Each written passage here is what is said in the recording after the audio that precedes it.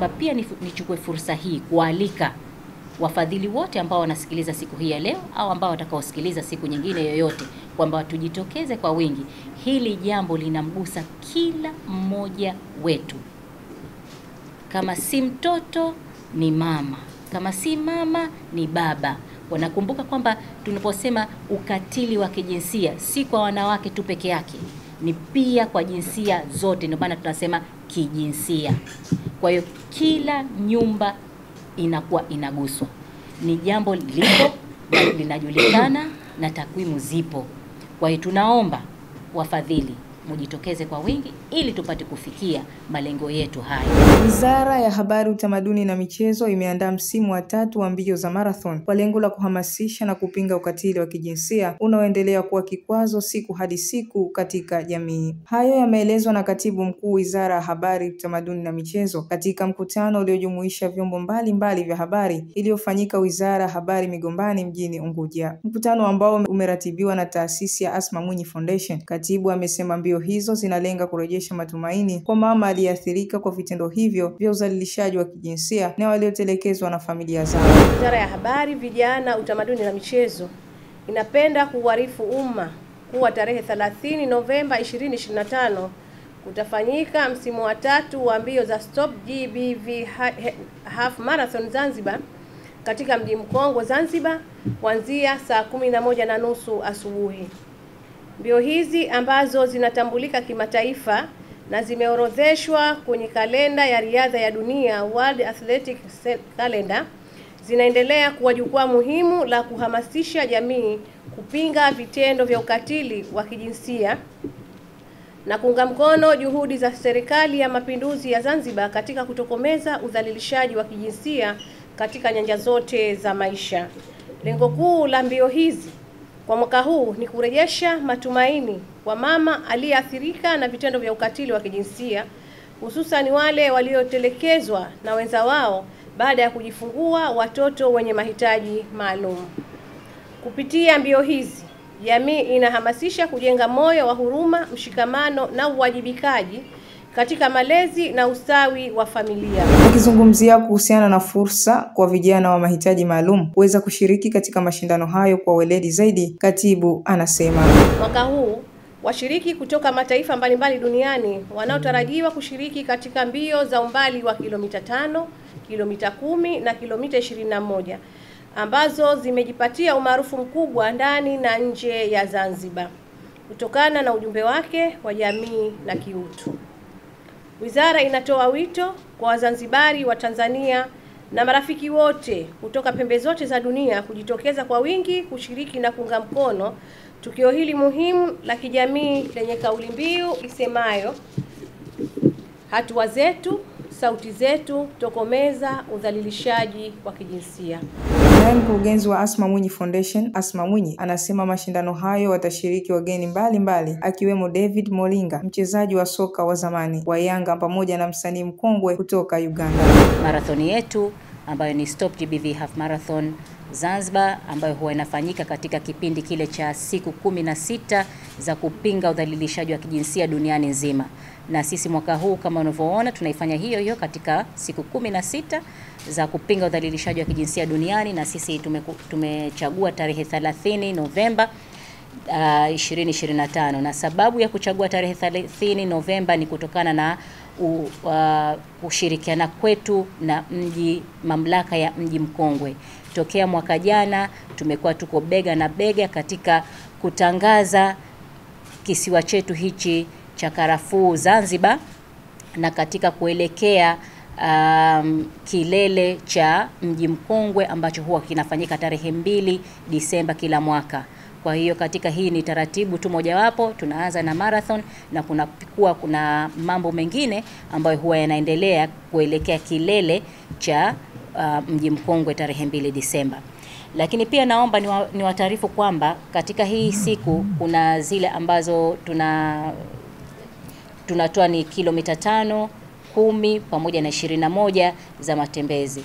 Kilomita 5 ni yule mtu ambaye anajisikia tu kutembea bila sio kushindana wala kichochote. Lakini kwa wale washindani wetu ni kilomita 21 pamoja na kilomita 10. Na pia kutakuwa kuna zawadi kama kawaida yetu ambayo huwa tunafanya katika kilomita 21 pamoja na kilomita 10. Na mwaka huu zawadi ambazo tumeziandaa ni kama ifuatavyo. Kwa kilomita 21, hii ni pande zote mbili, wa kike pamoja na kiume. Mshindi wa kwanza atapata milioni 6. Mshindi wa pili atapata milioni 3.5. Mshindi wa tatu atapata milioni 2.5. Na mshindi wa 4 atapata milioni 1.5. Na mshindi wa 5 atapata milioni 1. Lakini pia kuanzia mshindi wa 6 mpaka wa 10 wa kilomita 21 atapata 100,000. Na tukaenda katika kilomita 10, mshindi wa kwanza hii wa kike na kiume atapata milioni 1.5. Mshindi wa pili atapata milioni 1.3. Mshindi wa 3 atapata milioni 1. Mshindi wa 4 atapata 700,000 na mshindi wa 5 atapata 500,000. Na katika jinsi ya kujisajili, hii utaingia katika website yetu ambayo ni www.asmamwinyifoundation.or.tz. Ukibonyeza hapo utaingia, itakuonyesha sehemu jinsi gani ya kujisajili. Kwa hiyo hizi ni taarifa ambazo kuhusu wakimbiaji. Lakini pia naomba kutoa taarifa nyingine kwamba tutakuwa na wageni waalikwa mashuhuri. Mmoja wapo ni kaka yetu mpendwa ambaye tunaye hapa, ni David Molinga, mchezaji wa soka wa zamani wa timu ya Yanga African mwenye asili ya Kongo, na hivi sasa anachezea Bahla Oman. Lakini pia siku hiyo pia tunamtarajia msanii mkongwe maarufu kutoka Uganda, na si mwingine Jose Chameleone, naye atakuwa na sisi bega kwa bega siku hiyo. Naye mkurugenzi wa mamlaka ya hifadhi na uwekezaji Mji Mkongwe ametoa shukrani za dhati kwa wizara hiyo, kwani inawapa fursa wafanyabiashara wadogo kupitia kilema hiki. Sema na mimi nashukuru kama Mji Mkongwe kuweza kushirikiana kwa karibu kabisa na foundation ya dada Asma Mwinyi, na kama alivyoeleza ni kwamba jambo hili tumekuwa tukilifanya kwa pamoja bega kwa bega na Mji Mkongwe katika matayarisho, katika kuhakikisha zawadi zinapatikana. Kwa hiyo ni siku ambayo iko karibu kama alivyosema ya kilele cha kuadhimisha siku ya Mji Mkongwe ambayo iliasisiwa na Dr. Mwinyi. Ndio mara ya mwanzo katika awamu hii kuweza kuadhimisha siku ya Mji Mkongwe, ambayo tarehe 2 ndio siku ambayo mji wetu ulipewa hadhi ya kuwa urithi wa dunia.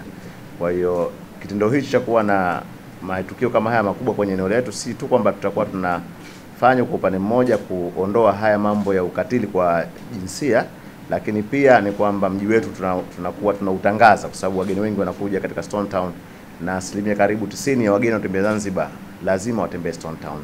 Lakini pia inakuwa ni fursa kwa wafanyabiashara wetu, inakuwa kipindi hichi tunakuwa na aina mbalimbali za biashara za watu wetu au wafanyabiashara wadogo ambao tunaweka matent, au pia na wao wanapata fursa ya kuweza kufanya biashara zao kupitia tamasha hili, lakini kupitia kilele cha Mji Mkongwe. Kwa hiyo na mimi niungane na katibu pamoja na mwenyekiti wa Asma Foundation kuwakaribisha watu wote kujiunga, lakini pia wasioweza kukimbia basi washiriki kwenye kuadhimisha siku hii ya tarehe 30 pamoja na kuadhimisha siku ya Mji Mkongwe ya tarehe 2 Disemba 2025. Kwa upande wake, David Molinga ametoa wito kwa wananchi kushiriki katika mashindano hayo kwa hali yoyote ile, kutokana na kumsupport Asma Mwinyi kwa hatua yake ya ubunifu. Nimefurahi sana leo kuwepo hapa kuunga mkono na mheshimiwa hapa kwa ile stop GBV. Nimefurahi sana sababu mimi mwanamchezo, sisi kama mwanamchezo tunakuja kuunga mkono kwenye ile kitu, sababu idea nzuri na support. Mimi pia sababu na foundation yangu ndio nakuja tena kuunga mkono na mheshimiwa. I think inshallah tarehe 30 tutakuwa pamoja kwa ajili ya afya yetu, pia tuunge vizuri, sio tu kwa ajili ya afya, hata huwezi kutembea, huwezi kukimbia, njoo angalia ushirikiane, sababu watu wanakuja wengi pia, nzuri kuangalia nchi ina support kwenye mambo nyingine. Kwanza kabisa nina furaha kuwepo hapa na nashukuru Mwenyezi Mungu, jambo hili limekuwa endelevu na mimi huu ni msimu wangu wa pili kushiriki. Mwaka jana nilishiriki na nikaona positive impact iliyopatikana na ndio maana nikawa very inspired, nikasema na mwaka huu nitashiriki. Na pia kabisa napenda kumpongeza Dada Asma kwa sababu kufanya jambo kila mwaka kwa ajili ya jamii sio jambo dogo. Ni kujitoa. Na kitu ambacho Dada Asma anaangalia, haangalii umri wako, haangalii jinsia yako, haangalii pia kipato chako ama una uwezo gani. Yaani yeye kwenye kusaidia jamii anasaidia jamii kwa ujumla, which it's very good, na watu wengi sana wanashindwa kufanya hicho kitu kila mwaka. Na kitu chengine, hii half marathon haifanyiki tu ili mradi yale matembezi, kwa sababu kunakuwa na vitu vingi sana vinafanyika kabla ya ile siku yenyewe ya kilele. Tunaenda maskuli, tunaenda kuangalia watoto yatima, tunaangalia wana changamoto gani. Haya yote ni kwa ajili ya kutokomeza ukatili wa kijinsia. Na mimi kitu ambacho nimejifunza mwaka jana tumepita kuangalia watu wengi sana. Nikajua kuna vitu ambavyo pia tunatakiwa wazazi kuviboresha kwenye malezi. Tukiangalia sasa hivi wazazi wengi tunasupport watoto wetu, lakini kuna vitu vingine hatui supportive. Kwa sababu mtoto anatakiwa awe supportive, mental, spiritual, emotional, financial, physical. Lakini wazazi wengi tumekuwa tunasupport watoto wetu kwenye financial. Mtoto anasoma fedha, nimemlipia ada, school basi inamchukua na kumrejesha. Mtoto akiumwa, dada anapiga simu, mama mtoto anaumwa, haya chukua bima mpeleke hospitali. Lakini hatupati muda wa kumsupport mtoto wetu ki-emotional. Akirudi shule mzazi uko busy. Huwezi kumuuliza, mtoto wangu leo vipi? Kitu gani kizuri kimekutokea? Kitu gani kibaya kimekutokea? Ama umepata aina gani changamoto shule? Kwa hiyo tunashindwa kujua mtoto anapitia vikwazo vingi akiwa shule, vikwazo gani? Tunashindwa kujua mtoto kama anakuwa bullying akiwa shule. Kwa hiyo haya yote tunayapata kupitia Asma Mwinyi Foundation. Kwa sababu Asma Mwinyi Foundation anaenda kuempower jamii, anaenda kuyaeleza zile changamoto ambazo zinapitikana kwa watoto. Kwa hiyo ile 35,000 ambayo Mtanzania Mzanzibari unaoilipia, sio kwamba unaenda kuweka kwenye mfuko wa Asma Mwinyi Foundation, hapana. Unaenda kuisupport jamii yako. Kwa hiyo ningependa watu wengi tujitokeze kwa wingi kumsupport dada yetu, kwa sababu yeye peke yake hawezi. Lazima na sisi tutokee tuweze kumsupport ili aweze kufikia yale malengo ambayo amejiwekea, ambayo yamewekwa kwenye taasisi yake. Mtazamaji wa KHD TV, toa maoni yako kuhusiana na video hii. Pia usisahau kusubscribe, kulike, kushare na kucomment. Nikiripoti kutoka Wizara ya Habari Migombani mjini Unguja, Tauhida Masud, KHD TV, elimu ni hazina yetu.